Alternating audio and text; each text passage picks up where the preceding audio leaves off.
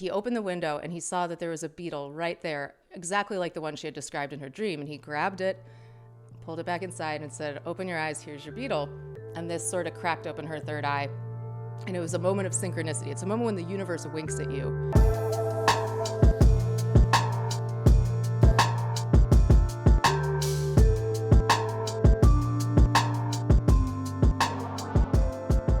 I told you I wanted to kick this right off with Beetle Moment because I just think that story is so cool, and you've probably told it on other podcasts, but I think it's a great way to kick this episode off. So if you wouldn't mind, Emily, would you give the backstory to what the story of Beetle Moment and why you named your company after that?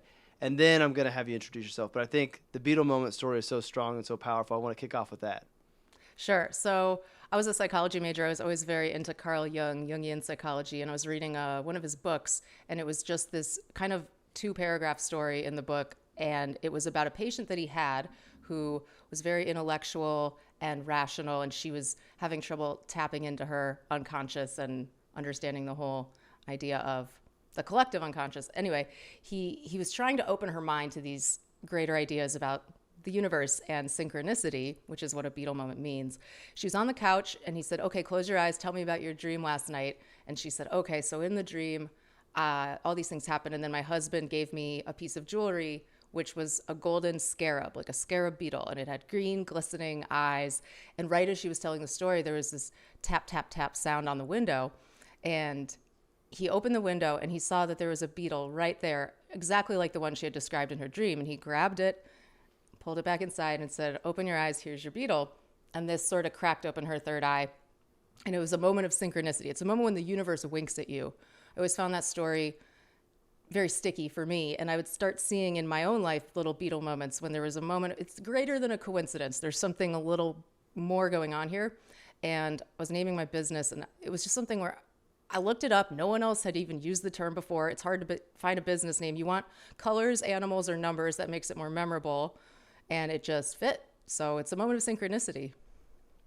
So to the people out there who don't believe in the universe winking at you or synchronicity, like what do you say to those people who haven't?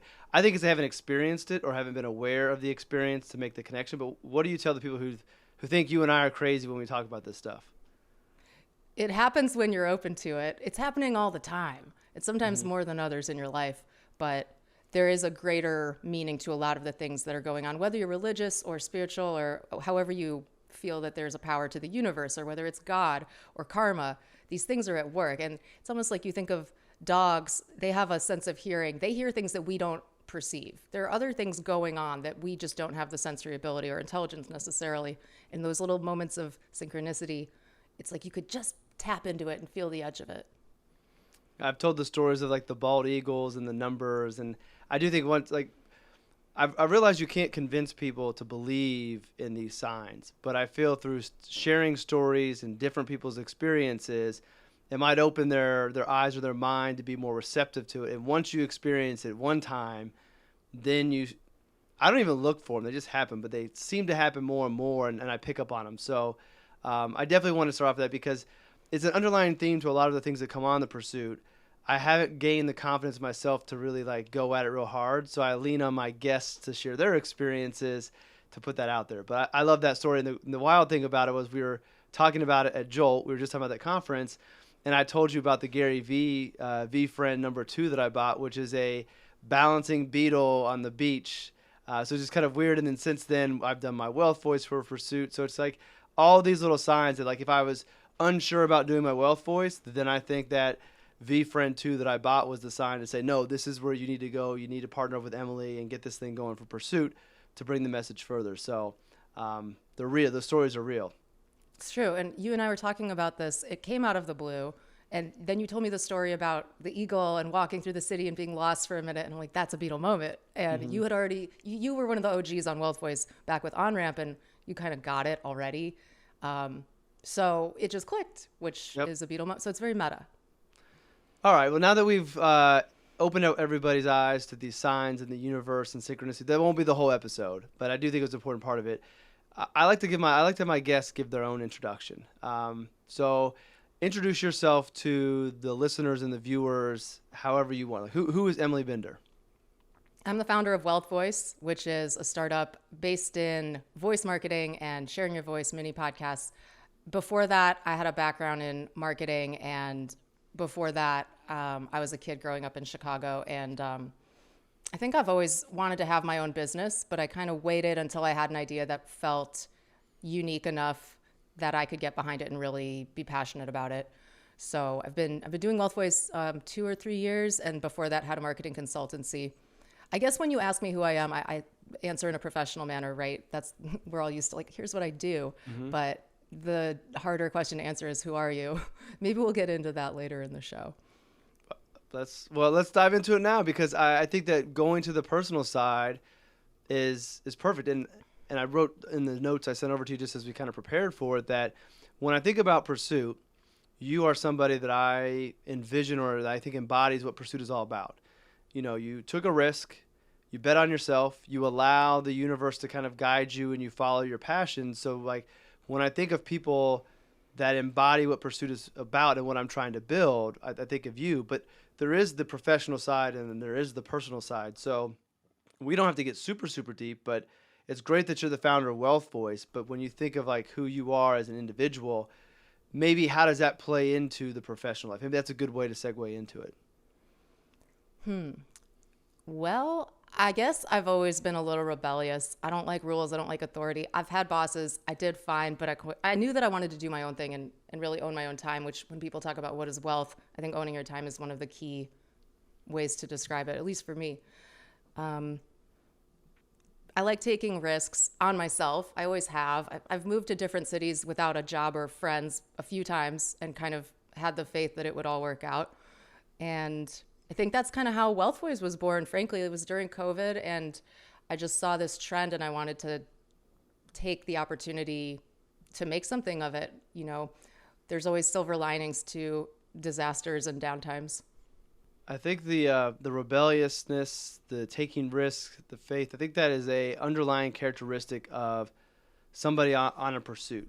Because like yourself, I may not have been as rebellious growing up, but as I grew in the profession of being a financial advisor, that's where my rebellion started to come, is that I didn't want to conform to what the business said we're supposed to do or how we're supposed to do things. I didn't want to conform to continuing to wear suits at conference. Like, I wanted to piss people off and like shake it up.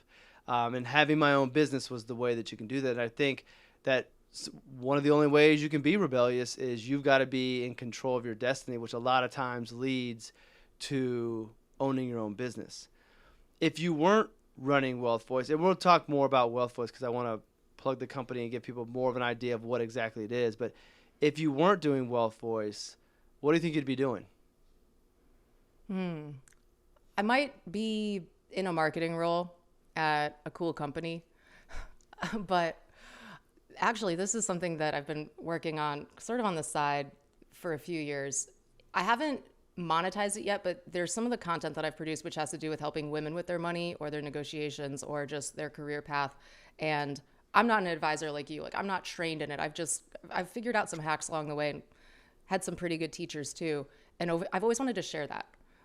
So I think if I weren't doing WealthVoice, or perhaps WealthVoice will pivot into something related to this or as like a sub brand, it's about empowering women with personal finance, with wealth, with confidence.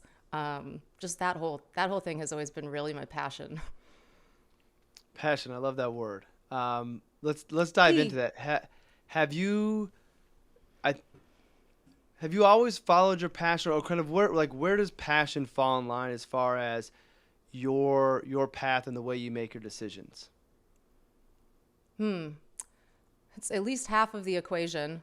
I'm pretty logical with business. In my personal life, I'm highly emotional. Water sign Pisces, high feminine energy. But in business, it's like super masculine. I can't help but have the other stuff kind of come into it. Like, there's always a fun creativity. I always have little Easter eggs and things between the lines, and people like you catch them. You know, even the songs I choose in an Instagram story, there's always a deeper meaning. It's always a Beetle moment. I think with the business, I've tried to make it reflect kind of the way that I see things, which is we all have something to share. and we're all just human beings, and you don't have to be perfect. And that's kind of the backbone of Wealth Voice, which is you don't have to do a 45-minute traditional podcast. You could do a voice memo for 1 minute. You have something to add. Just make it easy. You know, things are too complicated a lot of the time. That's how I see the world. Like, why does it have to be complicated? So as I'm listening, I wonder, you mentioned that like your passion really, you love Wealth Voice. Having your business is a passion, but it sounds to me as if impacting women and empowering them is like the real passion. And I wonder if when we like revisit this conversation in a couple of years, if we end up finding out that Wealth Voice ends up being the means to the end to be able to help more women. Like I look at RLS Wealth. You know, I love my clients. I'm passionate about the business that I have. I love having it. And it was a big part of my journey for so long. But I look at the future years, it will always be there. But I think that through RLS Wealth, it's allowed me to get to this point of the pursuit. And RLS Wealth is now becoming the means to the end for me to be able to go into pursuit to impact people in another way.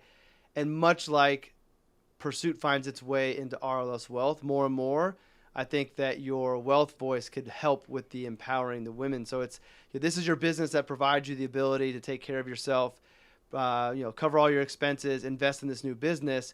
But then also when it's ready to kind of tip to the other side, it helps that business continue to grow as well and kind of works together. That's my prediction. I think that's where you'll be in a few years, if I had to guess. I agree. And I don't know exactly what steps they kind of come, right? So if you're doing the right things, I figured this out too. Like, this is based on my whole career. If you have the right approach to things and you have the right energy, artists always see other artists. Your people find you. You have to put it out there. And that could be social media. That could be just the way you interact in person. It happens over time, though. Like, it's a snowball, and the people that you meet can introduce you to other people and other ideas. And all it takes is one conversation that sparks, whoa. I've always been keeping an eye, and dreams too. Like, if you listen to your dreams and look for signs and symbols and inspiration there, it's all inside of you already. You just have to tap into it, just like the tapping on the window.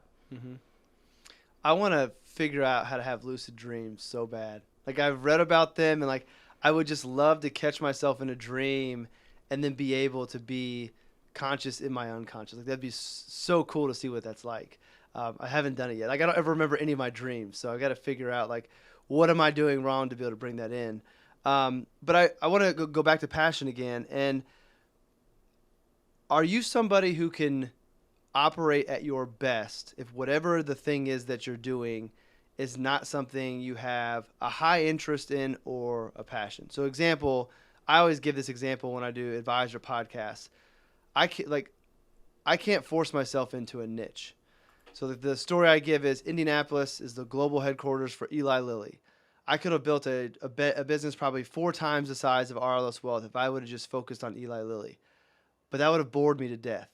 And I couldn't do it because there was no excitement, there was no passion behind working with Lilly employees. Nothing wrong against them, but it just didn't excite me.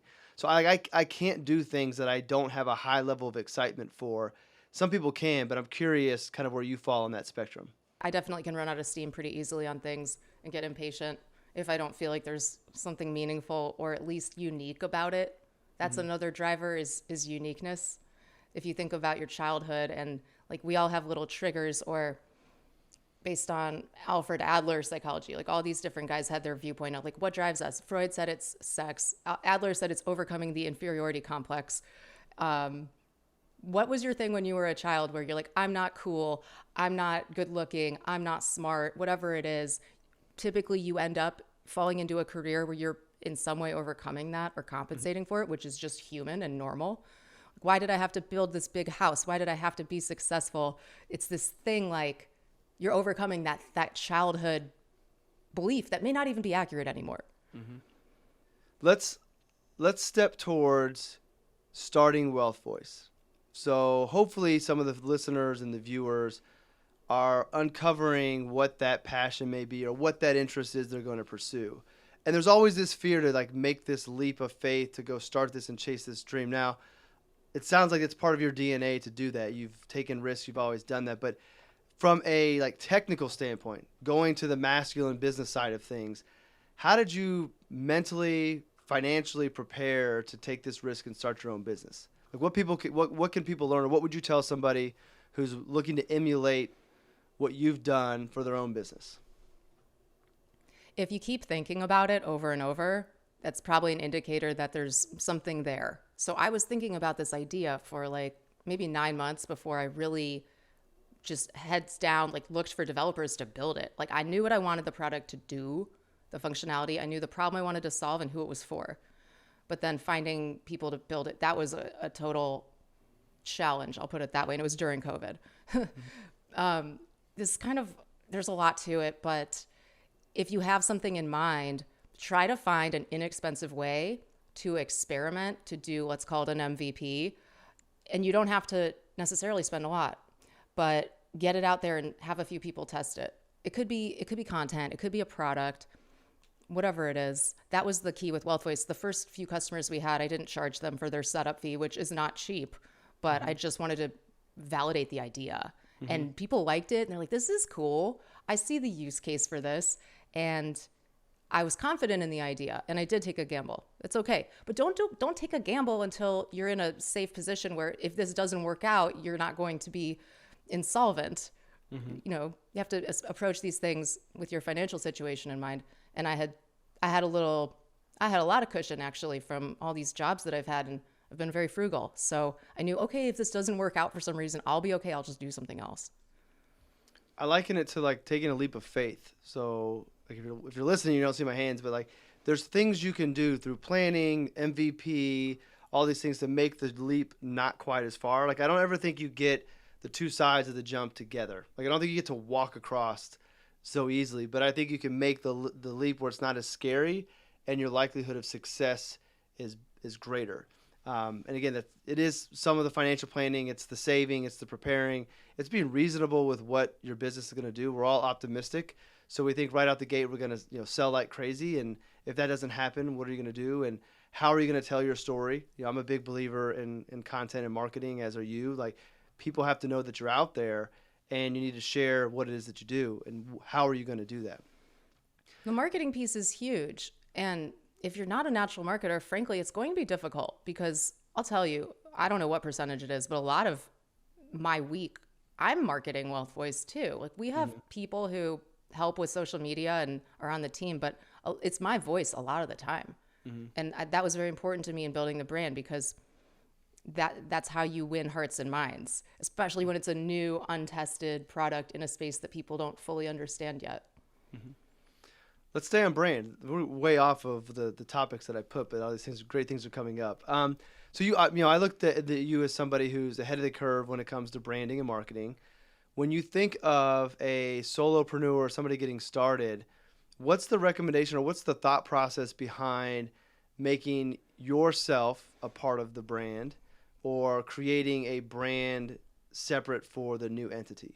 Because I thought about this with Pursuit. Like as I sit and think about where I want Pursuit to go, I don't really want Pursuit to be me. I want Pursuit to be its own thing. But yet today, Pursuit is just me and my voice is larger than the Pursuit brand, so it kind of goes there. So should a solopreneur be thinking about, should I separate myself from the brand?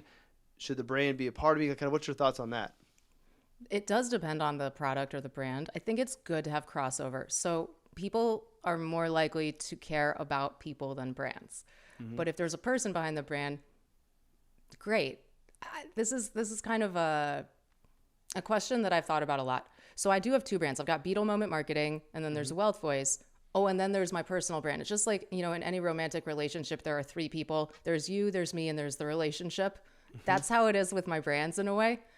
And obviously I'm behind these brands. People can tell that pretty quickly, but the brands are not there to just promote me. That's not what it's about. That's what my personal brand is. So you have to kind of find that delicate balance because here's an example. So when I was first building WealthVoice, I didn't know where it was going to go, but also it was COVID. It was the lockdowns. And I thought, this is a weird 6-month moment where I'm quarantining in my apartment. I'm going to make some videos about my startup journey. And they're not very good, but I just wanted to document it because who knows where it would go. And I think there was something maybe inspiring or compelling about what I did, especially as a woman, as a young woman. I'm relatively young still. So that gives a story to it. And people, like, everybody wants to know what was difficult about it. What was the challenge? What did you overcome? They don't just want to hear about all the wins, because that's boring. Mm-hmm. Well, and we know through life experience, life is not all wins. So it makes you more human. That makes the brand stronger if you're authentic and share the losses just as much as the wins. It builds that relationship with you. You're more relatable when people see your flaws or the things you messed up on. And I think if your goal is to use that content to help other people, then it also can be inspiring. That, hey, Emily has this great business, but she slipped and fell a couple of times and she overcame it, so I can do the same. Yeah, there are a lot of slips and falls, and everything was a learning curve. Every day I was doing things I had never done before and didn't know how to do. And I had some good advisors, luckily. Mm-hmm. A lot of it was just trial and error. And now, if I ever build another product, I mean, I know so many ways I'll save time and avoid certain mistakes and not make assumptions about the things that I thought I knew how to do, or like what the product should be, the positioning, all of that. It evolves over time. You don't have to have it perfect when you launch. Just launch it. Just get something out there, and then you can iterate on it. Perfection is the enemy of great. I forget who Exactly. says that. I always give Taylor Schulte credit because that's where I heard it first, but I love that. And that's something that I've never had a problem. Like, and maybe I launch too early too often, but I'm just figuring, like, I've got the idea, let me get it going, and I'll fix it along the way. And I feel like people are forgiving, especially when it's something new, that if you're tweaking to make it better, like, it doesn't have to be perfect. How did you handle the slips and falls along the way? Like, thinking of, if we go to the universe, like, you think about law of attraction, and you have this thing that doesn't go the way you wanted it. How have you and how do you process that quickly to not all of a sudden be putting out this negative energy, bringing more negative to you? It was a roller coaster where it felt like every other week I was depressed and didn't know if it was all going to work out. Mm-hmm. And then those weeks became fewer and further between. A big thing is calling, whether it's an advisor or a friend or a partner, just let somebody know what's going on.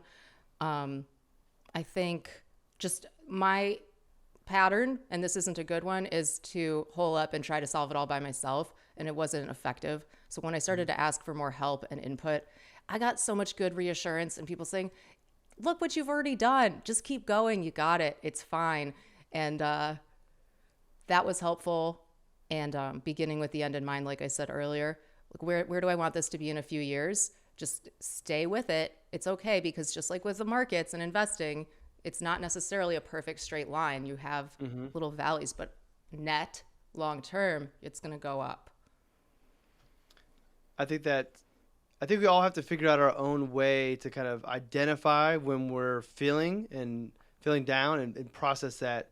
Because I think when you aren't self-aware to realize, okay, I'm down, here's what I know I need to do. So for you, it was talking to a advisor or a mentor or somebody to just get that validation and asking for help. I think one of the big gems from this conversation was that when you realize to open up and ask for help, that things got a lot easier and you move forward and you actually got validation.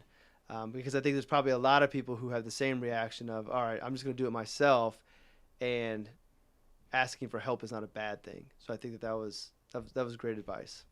Some other advice I would give that I now know is, when you are starting out and building something by yourself, if you can find a co-founder or a partner, that's better, usually, if you find the right one.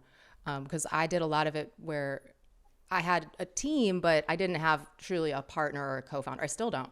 I haven't been able to find the right person, because to me, it's like getting married. You have to be very careful who you choose. You hear a lot of scary stories about founders who split, and then there's a lot of issues with the money and the equity, and like the contract wasn't as solid as we thought, and people, never speak again. So I don't have that problem. But not having a co-founder all this time has made it more difficult and lonely. So if you can find somebody solid that you trust, who's with it and smart and has complementary skill set to you, then that's better a lot of the time. Loneliness. I haven't thought about that along the way in the journey, on someone's pursuit. Aside from having, a co-founder or a partner, how have you been able to navigate the feeling of loneliness as a woman entrepreneur and a solo owner at that? Actually, going to conferences, like whenever I see you at a conference, I come alive. I love it. I love the financial conference vibe. I love the people there. Everybody's smart. Everybody's supportive and nice. I mean, maybe I've had a unique experience. Like I've always enjoyed it. And it's interesting because it's an industry where a lot of people have had negative experiences as women. I've been very lucky. I've had wonderful men, supportive, like some of our early customers throughout all this time. That always kind of brings me back up because I am an introvert and I work from home. So I'm alone a lot of the time. It's very much a Zoom situation here. But when I go back out and actually, talk with people and meet and speaking too, that has helped keep me from feeling lonely with it. We all feel lonely. It's like a epidemic right now. They do studies on this. We're the loneliest we've ever been in our society. Which is wild because it's the most connected we've ever been as well. Granted, the connectedness is not the same. Like Zoom is not the same as being in person, but it's easier to get a hold of people now more than ever. Hop on Twitter and, there's a huge network of people there. Well, I want to kind of bookend this first part of the conversation. We started with Beetle Moment, talk about the universe. Let's end it with a conversation or a short conversation about kind of like the power of putting your intentions out there and how the universe kind of works with you to bring this. So manifestation is the word that people use. I want to like find a new word because I feel like so many people talk about it and it has this kind of like out there connotation, but we've both experienced kind of how that works. And I shared in my pursuit today, which was on the WealthVoice this morning, kind of like a mini manifestation. So I told you I was on the news here locally this morning, and the whole way it happened was that the anchor mentioned something on Twitter. I responded to it genuinely, just threw out, hey, how about I come back to the studio? And she was like, sure, let's do it. And I wouldn't consider that a huge help from the universe because I already knew her. I'd been there before. But had I not stated that intention of wanting to come into the studio and have a conversation about inflation, it would have never happened. So putting it out there. So there's like these mini manifestations like that. And I think that putting that out there allows people who might be able to help you if they want to, because now they know what you need and what you're working with. But the bigger ones of like, okay, I want Pursuit to be this, or you want WealthVoice to be this. You put that out there as an intention, and then you go to work. Kind of what's been your experience with the assist that we get from the universe once we kind of set that intention? The biggest example that comes to mind is when I'm interested in something, whether that's speaking or maybe getting more customers or having people book a consultation with me, we all fall into this trap of thinking everybody has seen every page on our website and knows everything we're up to. You have to share it. You have to tell people, and even if it's on a phone call. Like here's an example. I'm interested in selling WealthVoice at some point. Nobody knows that unless I tell them. No one's going to come knock on my door. Well, they might. Like, I've got an offer for you, because they might not know that I even am interested. So I've started telling people, yeah, I might be open to a conversation about that.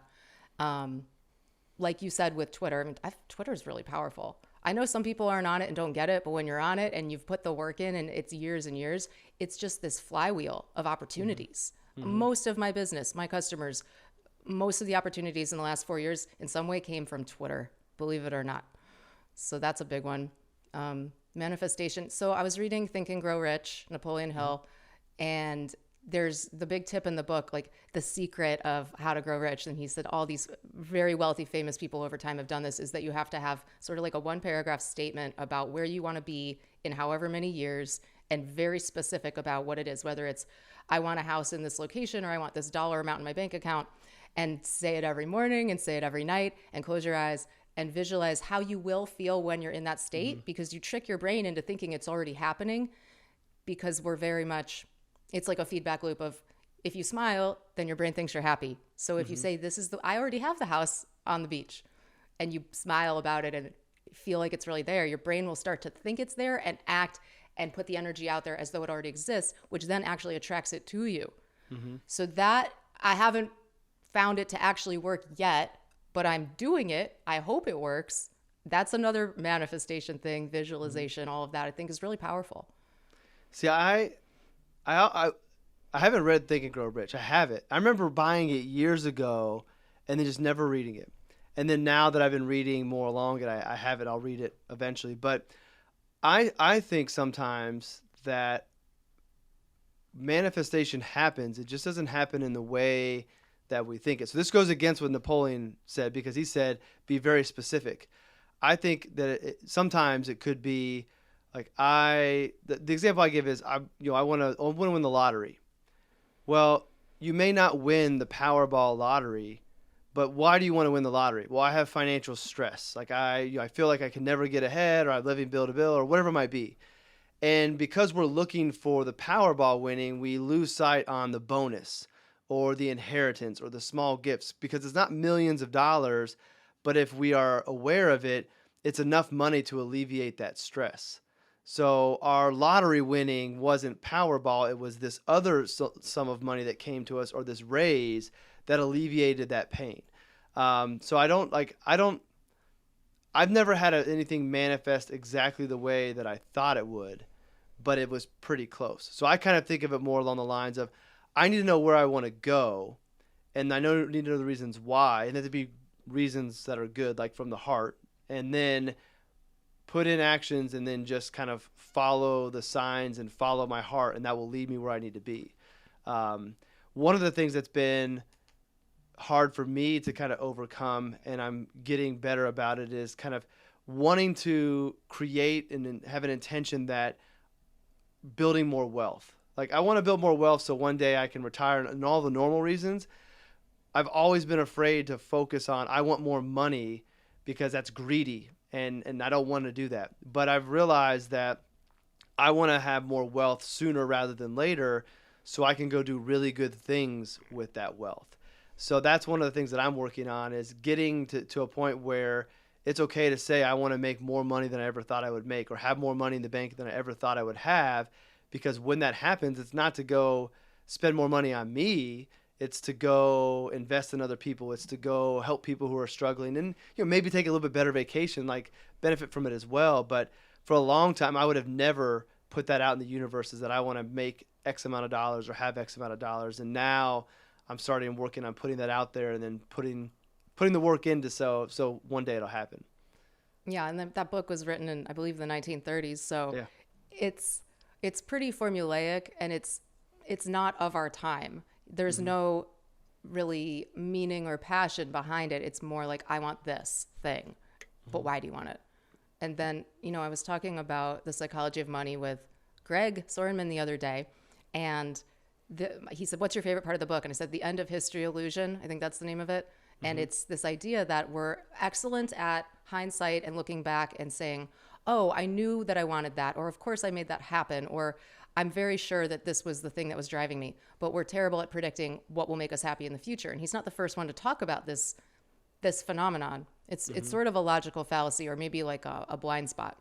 But you don't know in 20 years what exactly will make you happy. We're actually terrible at predicting it. So maybe having more of a passionate or meaningful driven goal, vision, manifestation like you're talking about works out better, because it's not so specific of like, this is the path that I need to get to the way that I want to feel. I've got a friend that I've witnessed him just through conversations, and he's manifested so much that I've just watched happen live. It's wild. Like if I hadn't experienced some of this myself, watching him would have convinced me. But he always, going back to your putting ourselves, how we would feel in the future when we become that version of ourselves, like embodying that today, that made sense to me for the first time when he explained how like time is not a straight line.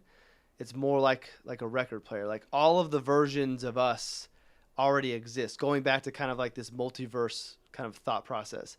And that the 195-pound version of me already exists out there.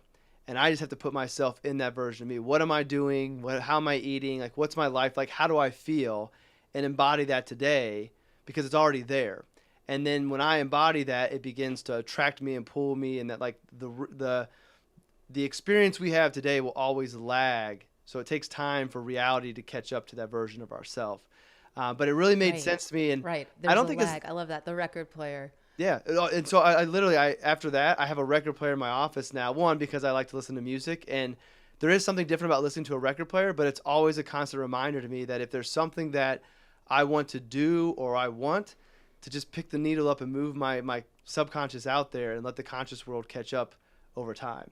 And that, for whatever reason, really resonated with me, because I think it's not so different. If we go to the weight loss, it's not so different than saying, if I work out 5 days a week, eat this way, I'll lose the 10 pounds I wanted to lose.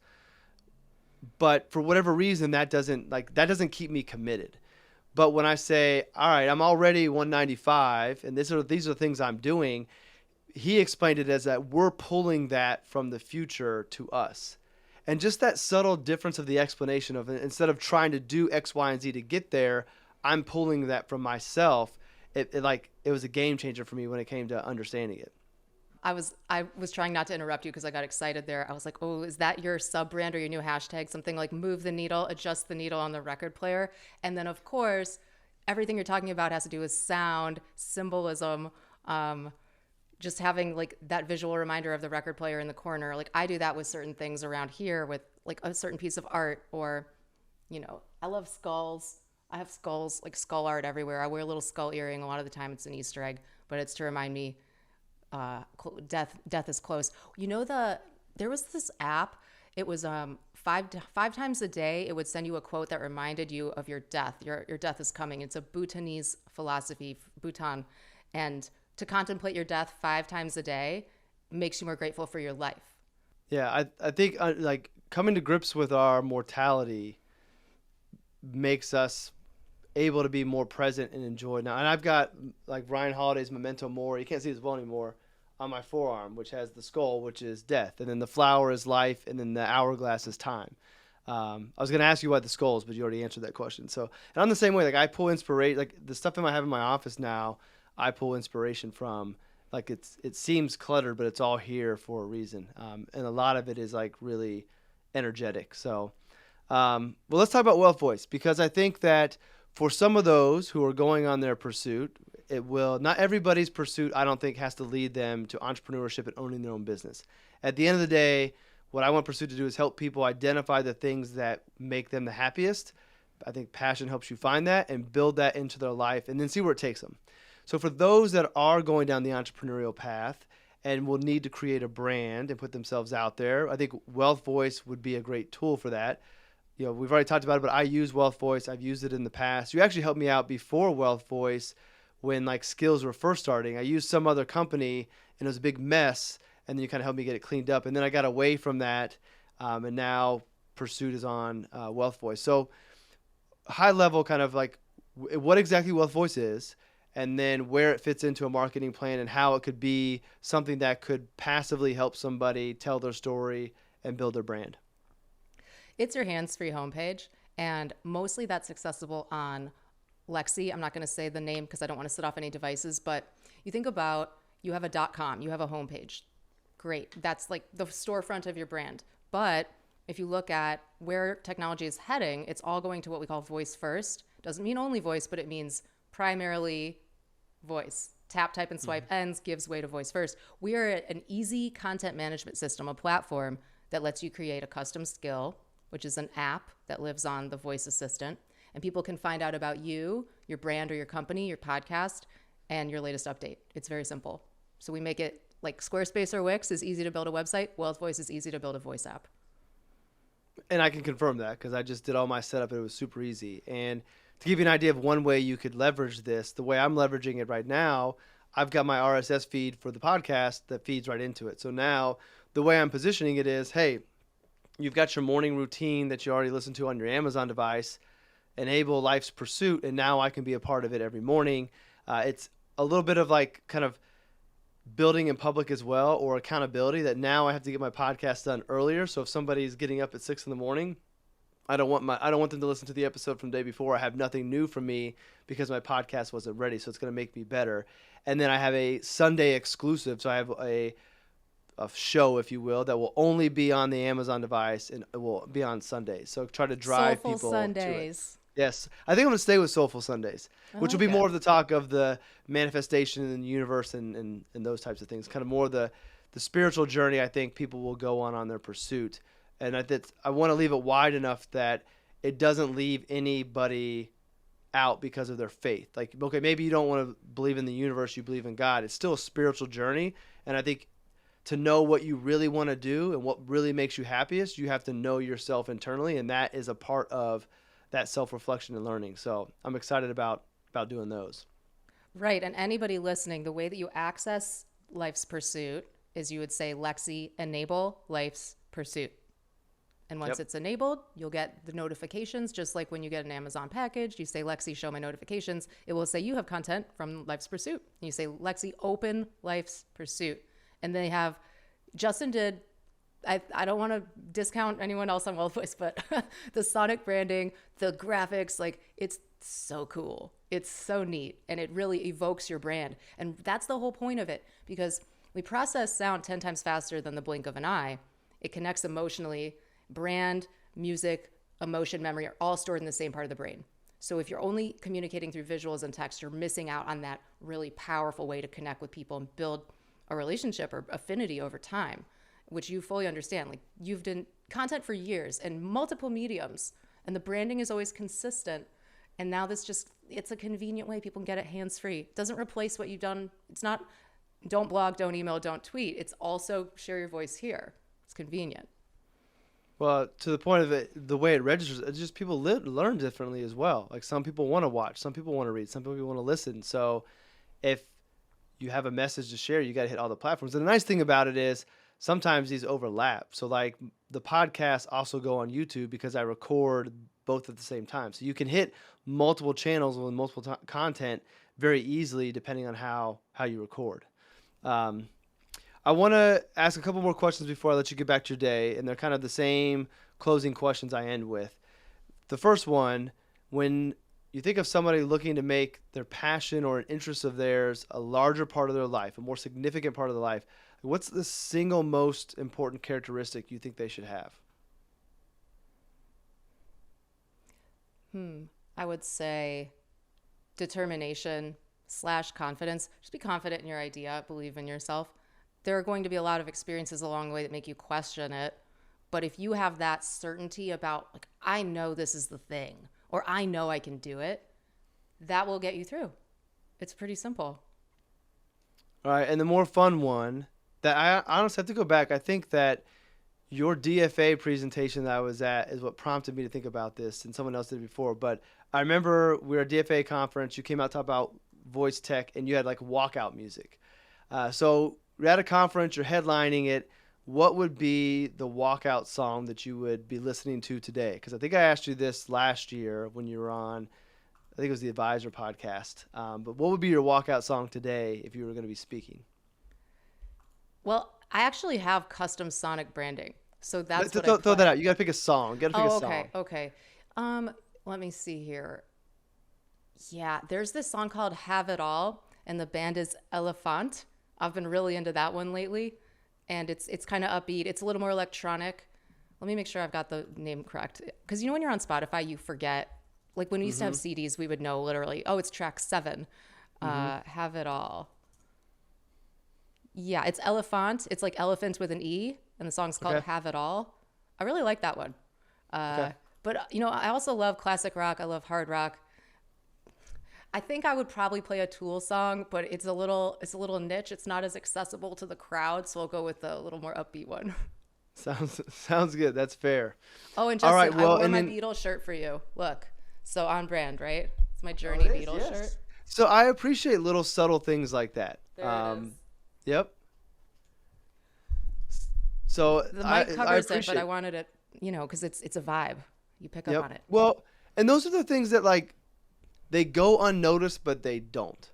Like people pick up on those things, but they don't realize they pick up on it. I was telling Robert Sophia at Jolt, like I appreciated all of the design work and things they did to make that conference as good as it was. But like most people aren't picking up on the fact that most of their team had on pink shoelaces that matched the pink, like all these little subtle details that I pick up on and enjoy. To me, it's fun to try to incorporate that. It's fun to have the Easter eggs. And those are things that people don't pick up on, but I think mean more than we realize. So I appreciate that. Right. And it's a subconscious consistency that you're picking up on, which instills trust. Consistency makes you trust an experience or a brand. I didn't even notice the shoelaces.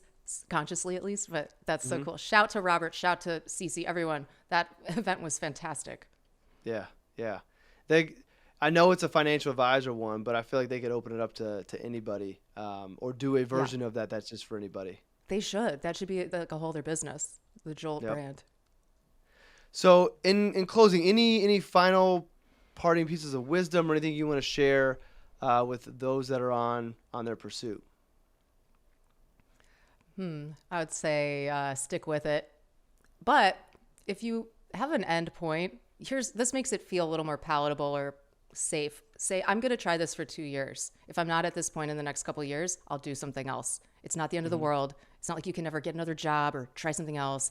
Like, take a chance and, give yourself a time frame on it if that makes it feel less open-ended and nebulous. I've done that with WealthVoice. I said, if it's not at this point in the next couple of years, my time's too valuable, I'll do something else. But it's gotten there, so I keep going. That's a good way to end that. So where can everybody follow you? Drop social media, websites, all that fun stuff. EmilyBender.com homepage. You can find my mini podcast, which is called Voice Marketing with Emily Bender. It's under 5 minutes twice a week. Tap in there. It'll give you a quick feel for the things that I am most excited about and a lot of valuable info. And then WealthVoice.ai. You can request a demo to check out our platform. Follow me. All my social is at Emily Bender, and WealthVoice is at WealthVoiceAI, Twitter, LinkedIn, Instagram. That's where we hang out.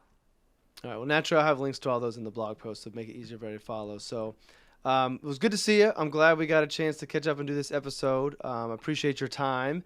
I know you're busy. So thank you again. And I'm sure I'll see you later this summer, the latest at Future Proof, which will be the next big major conference, which you're speaking welcome. At, by the way, which is pretty awesome. Yeah, everybody can't wait for Future Proof. And I look forward to seeing you in person again. We'll manifest even more Beetle moments and ideas. But this has been a blast. So thank you, Justin. All right, sounds good. All right, well, everybody, thanks for tuning in. Thanks for joining me on my pursuit. It's an honor to be a part of yours, and let's keep pursuing.